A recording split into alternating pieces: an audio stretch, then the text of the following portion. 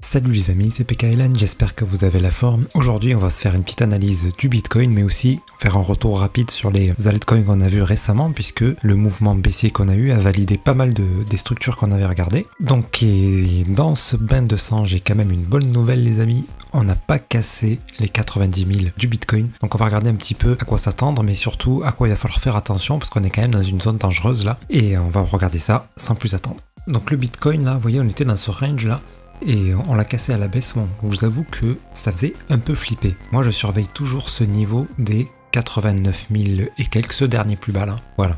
Parce que celui-là, si on le casse, ça sent très mauvais. Et donc là, ça commençait à sentir mauvais là. Donc on s'attendait à cette baisse, on en avait parlé.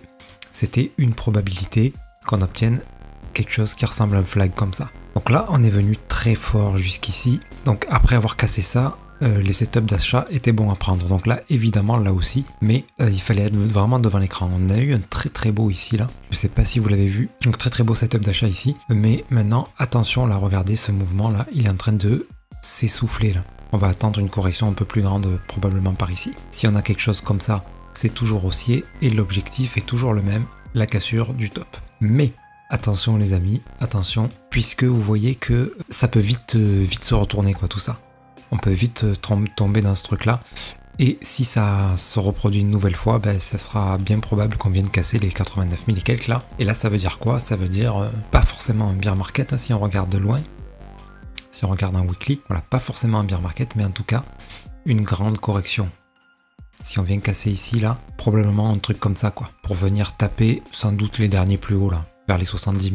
Voilà, ça, c'est très probable. Alors, pas forcément un flag, ça peut être un régular, ça peut être un running plus tard, ça peut être un expanding, voilà, toutes les... comme ça. Donc si c'est ça qui se passe, hein, il faut s'attendre à bientôt un bear market. Bon, on n'en est pas encore là, on a évité le pire, donc on va croiser les doigts pour que ça continue. Et encore une fois quand même, je rappelle une chose, c'est que ici, notre impulsion haussière était grande. Ici aussi, elle était autant grande, sinon plus. Donc, ça m'étonnerait très fortement qu'on n'en ait pas au moins une troisième moins grande, qui nous montrerait un essoufflement de la montée. On devrait obtenir quelque chose comme ça. Maintenant, cette impulsion moins grande, elle peut arriver après une grande correction comme ça. Hop, une impulsion moins grande comme ça, et là, commencer à fuir, les amis. Surtout s'il y en a un signe de retournement.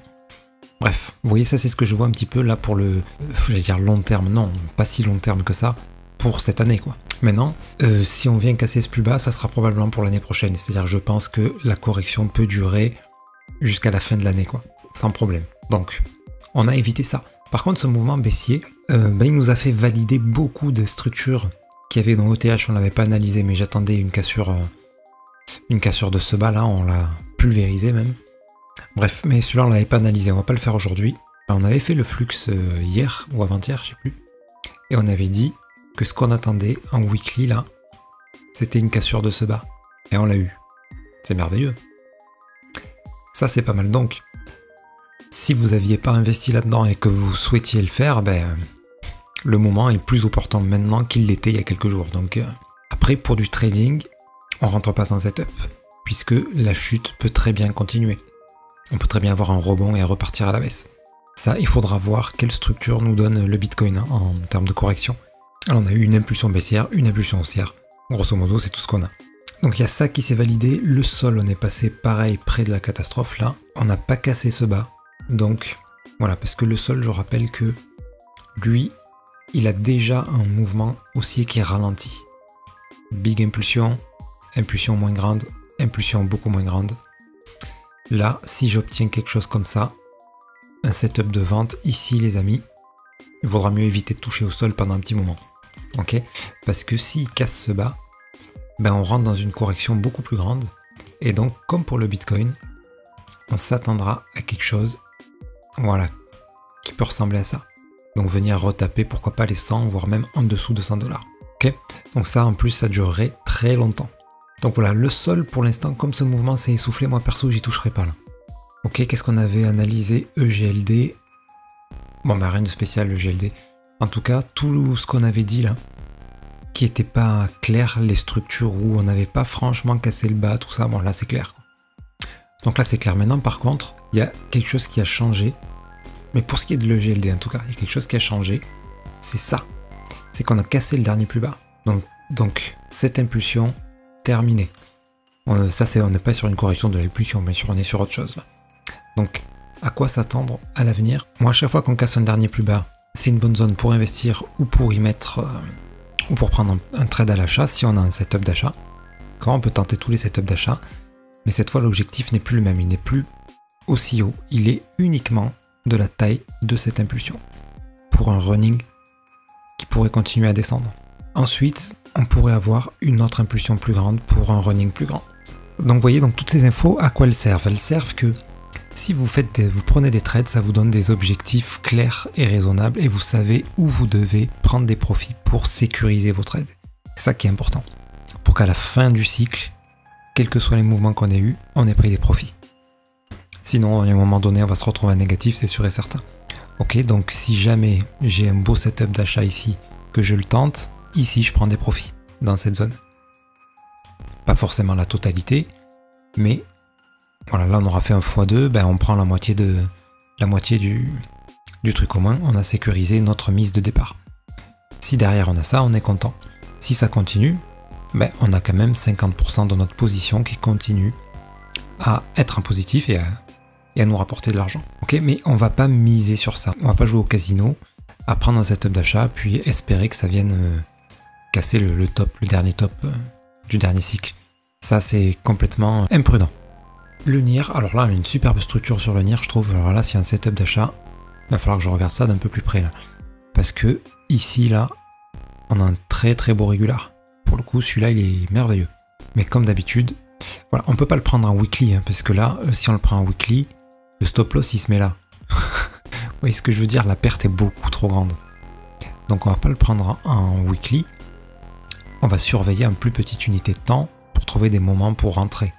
Par exemple en 1 heure. Ah, on en avait un petit là. De toute façon celui-là je pense qu'il est apparu partout, hein, ce setup là. Voilà, ce qui permet que ici, si vous rentrez dans un setup comme ça, votre stop loss il se met ici. La perte est beaucoup moins importante que si vous venez mettre un stop loss, vous voyez, le petit delta de perte là, si on met le stop loss ici, bon bah, si jamais on rate notre trade, on est mal barré quoi. Voilà, et même ça se ferait, moi plutôt je rentrerai en 15 minutes, c'est là qu'on a les meilleures opportunités. Vous voyez, en 15 minutes sur un setup comme ça, le stop loss se met là. Donc on risque, allez on va le mesurer celui-là pour être précis, 6%, ok. Et bien sûr on met pas tout son capital de trading dans un trade comme ça, hein. On prend 6% d'une petite partie de notre capital. Là, le risque est raisonnable. Pour, je le rappelle, cette fois, un objectif. L'objectif, c'est de choper le grand mouvement. Donc, il faut rentrer dans tous les petits mouvements pour essayer de choper le grand mouvement, ici, qui viendra casser ce top-là. Sandbox, pareil. On attendait la cassure de ce bas. On l'a obtenu. Donc, très, très violent. On a presque tout corrigé. Est-ce qu'on va vraiment obtenir un B, un C? Là, je suis pas certain. Mais les setups d'achat se tentent, là aussi. D'autres qu'on avait analysé, bah exactement la même chose, hein. On n'était pas certain d'avoir cassé le bas, je crois, la dernière fois qu'on avait analysé. Bon bah là c'est sûr. Par contre le DOT, ça sent pas très bon. On est quasiment descendu au dernier plus bas. Donc, moi ça m'étonnerait pas qu'on vienne le casser encore une fois avant de nous faire un running plus tard. Si jamais on a une nouvelle jambe haussière sur le Bitcoin, c'est pas impossible que lui fasse ça. Mais voilà, c'est sans doute pas l'année du DOT encore. On verra ça. Le gala, c'est pareil que Sand et Dot. C'est un peu un mélange des deux là, parce que là, on est quand même pas très proche de ce dernier plus bas, mais on est très proche de celui-ci. Donc là, pareil, ça, c'est pas une correction de cette impulsion là. Est-ce que ça correspondrait pas à un running là? Ouais, non, mais le running, il est pas... On dirait un running incomplet en fait. Ah non, même pas, puisque là, on n'avait pas cassé le plus bas. Bon, structure naze quoi. Ok, j'irai pas là-dedans. Police, est-ce qu'on l'a cassé le plus bas? On avait dit, hein. On avait repéré cette structure qu'on avait vue sur le Atlas qui venait casser les derniers plus bas. Et là, ah ben on l'a cassé. Là pareil, si j'ai un setup d'achat, peut-être que je le tenterai lui. Police et Atlas. Atlas, il a pas cassé. Il a pas cassé ce plus bas. En tout cas, il a cassé celui-là. Donc, ouais, pourquoi pas. Là, on est sur des actifs très risqués. Mais voilà, une impulsion comme on a eu ici, là, si on a pris un petit trade, là, ça peut rapporter pas mal. Donc intéressant. Le TAO. Le TAO, oui, il a pris cher lui aussi. Je sais plus si vous vous rappelez, je sais pas si j'en avais parlé, il me semble que oui. On a évoqué cette possibilité A, B, C de venir casser ce bas. Donc c'est pas improbable là que cette big structure soit terminée. C'est pas improbable, pourquoi? Parce que j'ai remarqué dans le TAO, on a souvent des structures, comme c'est quelque chose qu'à la hype, des structures un petit peu moins fréquentes. Comme ici par exemple, on a eu un expanding. Je sais plus où, on avait eu des contracting aussi. Celui-ci. Contracting, vous voyez? Donc ça pourrait être un contracting. Un contracting c'est quoi? C'est comme un running, pas un running, comme un regular flat. Mais simplement, dernier mouvement baissier ne va pas jusqu'au bout. Il vient pas casser le bas. Ça pourrait être une structure terminée, ça. Donc si c'est le cas, bel objectif. Hein. L'objectif est la cassure de ce top. Donc on va croiser les doigts pour qu'il se passe ça. Moi perso, je suis dedans. J'y étais pas. Et là, j'ai pris des petits setups d'achat là-dedans. Pareil que pour le Bitcoin, hein, on a eu setup d'achat. Donc je l'attendais de toute façon qu'ils viennent nous faire ce mouvement baissier. Je m'attendais pas aussi grand. Enfin, du moins, pas aussi rapidement. Donc voilà. Et là, je crois qu'on a fait le tour. Le virtual aussi. Virtual, même chose. Hein. Alors pour le coup, le virtual, on a juste un mouvement A. Donc pareil que d'habitude, on attend un B, un C. Comment sera fait ce B, ce C, je sais pas. En tous les cas, on connaît la direction. Mais toujours pareil, avec des setups. Donc, on a fait le tour les amis. Par contre, voilà, attention à une chose. Là, maintenant, la plupart des structures, donc des grandes structures baissières, ont été validées. Donc, c'est le bon moment pour choper des setups d'achat. Mais avec vraiment très très grande prudence et une rigueur au niveau des stop loss et de mettre des break-even. Parce que ce mouvement-là est beaucoup trop intense. Beaucoup trop. Il aurait fallu qu'il ralentisse comme ça. Là, ça aurait été excellent. Là, ça l'est pas. Donc ça peut être explosif à la hausse. Si vous avez chopé les tout premiers là, ça peut être explosif à la hausse et génial. Mais si on veut rester prudent, il nous faut des vrais setups. Voilà, et pas simplement dire tiens, j'achète le dip, parce qu'un coup vous allez tomber bon. Enfin, vous croyez que vous êtes tombé bon, mais autant derrière on a ça. Voilà, faut se méfier des mouvements trop rapides comme ça. Les seules réponses qu'on obtient, c'est par les corrections, pas par les impulsions. Les impulsions nous donnent aucune indication.